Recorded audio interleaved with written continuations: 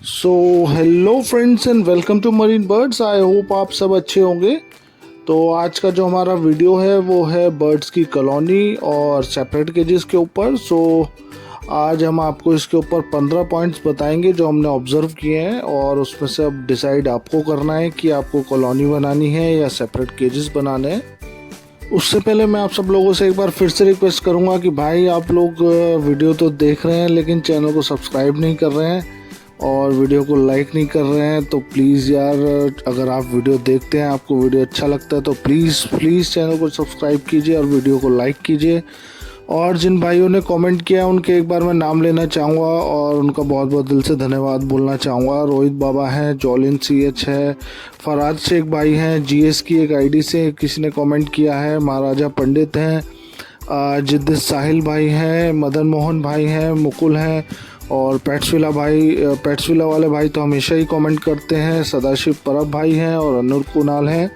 तो इन सभी भाइयों का दिल से धन्यवाद यार, और इसी तरीके से आप कमेंट्स करते रहिए। काफ़ी अच्छा लगता है आप लोग कमेंट्स करते हैं। तो चलिए स्टार्ट करते हैं और अपने पहले पॉइंट पे बात करते हैं। तो फर्स्ट पॉइंट से मैं स्टार्ट करूंगा, जिसमें कि सबसे पहले जो होती है वो इन्वेस्टमेंट होती है। तो इन्वेस्टमेंट जो है यार वो सेपरेट केजेस में काफ़ी ज़्यादा हो जाती है, क्योंकि उसमें आपको कॉलोनी तो बनानी ही पड़ती है, साथ में उस कॉलोनी के अंदर रखने के लिए सेपरेट केजेस भी बनाने पड़ते हैं। अगर आपके पास रूम है तो भी आपको सेपरेट केज बनाने ही पड़ेंगे।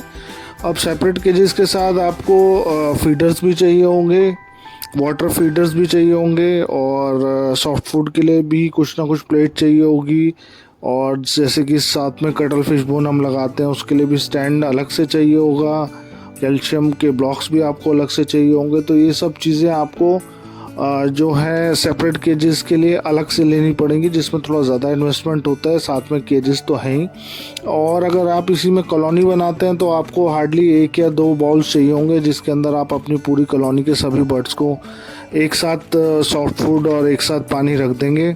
और जो हमारा सेकंड पॉइंट है वो है स्पेस। तो यार जो कॉलोनी होती है उसके अंदर आप ज़्यादा बर्ड्स रख सकते हैं। फॉर एग्ज़ाम्पल मैं ले लेता हूँ कि अगर हम 20 बर्ड्स एक कॉलोनी में रख सकते हैं, तो वहीं उतने ही स्पेस में अगर हम सेपरेट केज में ब्रीडिंग कराएंगे तो उसमें हम ज़्यादा से ज़्यादा 5 पेयर ही ब्रीड करा सकते हैं, दैट मीन्स 10 बर्ड्स। तो थर्ड पॉइंट जो है हमारा वो है टाइम। तो यार कॉलोनी में जो है टाइम बहुत ही कम लगता है और फिज़िकल एफर्ट्स भी बहुत कम लगते हैं। जैसे कि फॉर एग्ज़ाम्पल देता हूँ क्लीनिंग के अंदर, तो अगर मान लीजिए आपके पास 6 पेयर हैं और आपको एक केज में 10 मिनट लग रहे हैं उसकी क्लीनिंग में और उसका दाना पानी चेंज करने में, तो 6 केजेस में आपको 60 मिनट लगेंगे। वहीं जो कॉलोनी है उसमें आप 6 की जगह 8 पेयर को भी हार्डली 10 से 15 मिनट के अंदर सारा उसका काम कर देंगे। तो ये जो हमारा थर्ड पॉइंट था वो था क्लीनिंग के ऊपर और फिज़िकल एफर्ट्स और टाइम के ऊपर। और जो हमारा चौथा पॉइंट है वो है सीड्स और सॉफ्ट फूड की वेस्टेज, जो कि सेपरेट केजेस में ज़्यादा होती है और कॉलोनी में कम होती है। तो उसके ऊपर एक बात आपको बताता हूँ कि होता क्या है कि जैसे आपने दाना रखा तो बट आधा दाना उठाता है और आधा दाना गिराता है। तो जो सेपरेट केजेस होते हैं वो दाना उस ट्रे उसमें से गिर के और नीचे ट्रे में चला जाता है, जो कि बर्ड्स दोबारा नहीं खा पाता है। जबकि जो कॉलोनीज़ होती हैं उसमें जो आप दाना रखते हैं वो दाना वहीं पे वो गिराता है ज़मीन पर और फ्लोर पे ही वो उस दाने को खा लेता है। लेकिन उसमें एक माइनस पॉइंट भी है, वो ये है कि यार जब बर्ड दाना गिराता है और बाकी के बर्ड्स भी वहीं घूम रहे होते हैं, उड़ रहे होते हैं, वो जो पॉटी करते हैं उस दाने पे गिरती है और वो उसको फिर से खा लेते हैं। तो उससे क्या होता है कि भाई जो बीमारी है उसके चांसेस थोड़े ज़्यादा रहते हैं कॉलोनी में, रादर देन आपकी जो सेपरेट केज की ब्रीडिंग होती है उससे ज़्यादा बीमारी के चांसेस आपको कॉलोनी में मिलेंगे। और बात करते हैं पांचवें पॉइंट के ऊपर, सॉफ्ट फूड और सीड और फ्लोर। वही जो मैं आपको अभी बता रहा था वही हमारा पांचवा पॉइंट था। लेकिन इसमें एक प्लस पॉइंट ये भी है कि जो बर्ड सॉफ्ट फूड नहीं खाते हैं वो दूसरे बर्ड्स को देख के सॉफ्ट फूड खाने लग जाते हैं।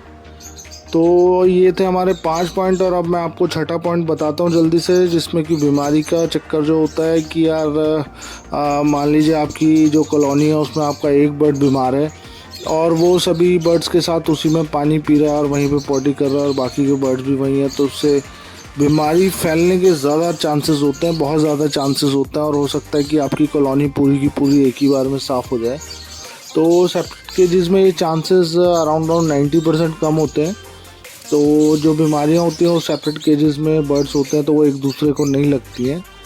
और अब हम आ जाते हैं अपने 7वें पॉइंट पे। 7वां पॉइंट है आपके जो बीमार बर्ड्स होते हैं, आपको वो आइडेंटिफाई करने बहुत मुश्किल हो जाते हैं कॉलोनी के अंदर, जो कि सेपरेट केज में आप इजीली आइडेंटिफाई कर पाएंगे।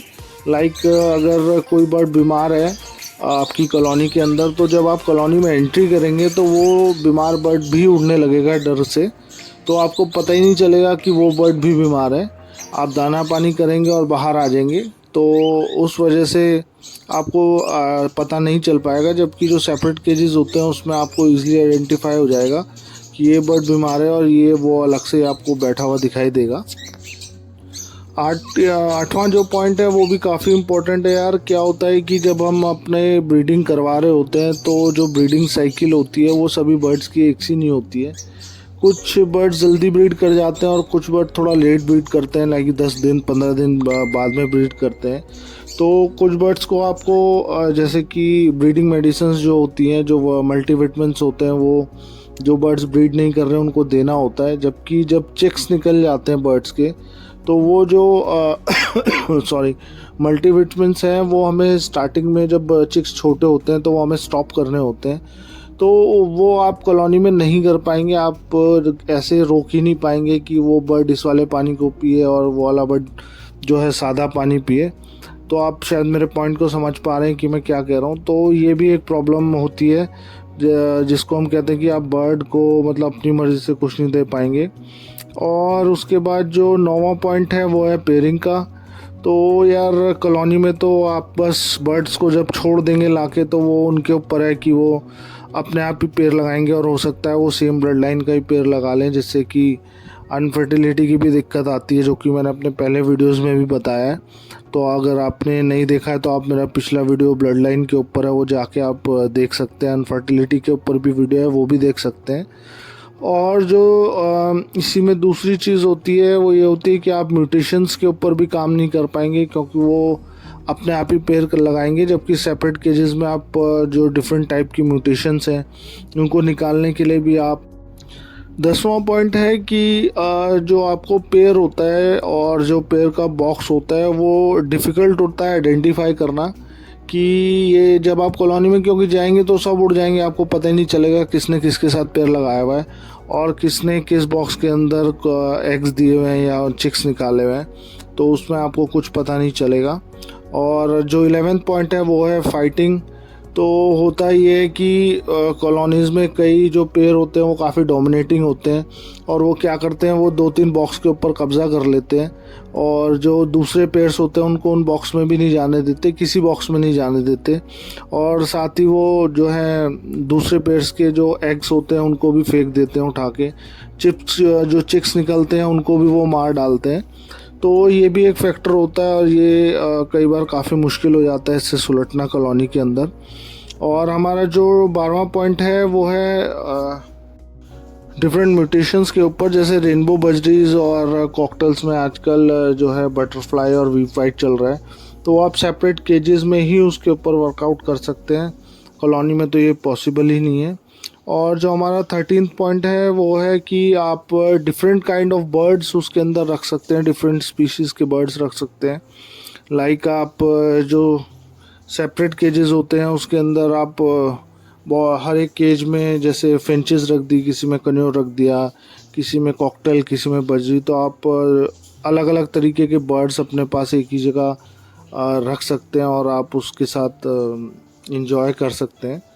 और जो 14th पॉइंट है वो मेरा पॉइंट है कि भाई मेरे हिसाब से सेपरेट केजेस में ज़्यादा चिक्स आते हैं, क्योंकि जो बर्ड हमारा होता है उसको कोई डर नहीं होता दूसरे बर्ड का, वो आराम से मेल फीमेल उसमें होते हैं और वो आराम से जाके एग्स देते हैं, ब्रीडिंग करते हैं, अपने चिक्स को बहुत अच्छे से पालते हैं।